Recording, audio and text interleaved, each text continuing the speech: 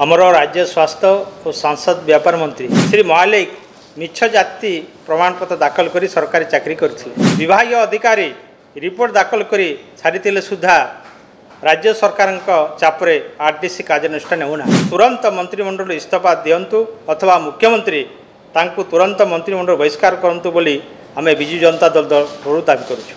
आज एक गोटे सांघातिक अभियोग है आमर राज्य स्वास्थ्य और सांसद व्यापार मंत्री मुकेश महालिक ना मिछ जाति सर्टिफिकेट देइथिबा बोली गुरुतर अभियोग आछि।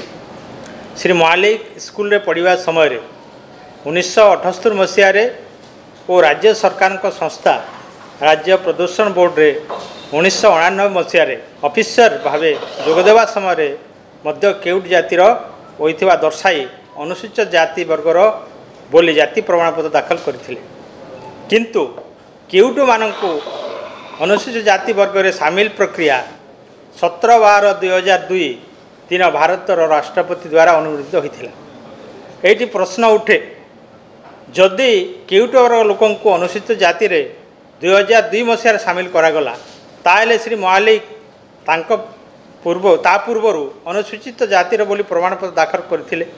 एतिरु स्पष्ट होछि जे श्री महालिक मिछ जाति प्रमाणपत्र दाखल कर सरकारी चाकरी करथिले। श्री महालिक विरोध में आरडीसी निकट अभियोग हेबा परे यार तदंत करी रिपोर्ट दाखल पाई विभागीय अधिकारी को निर्देश दिए।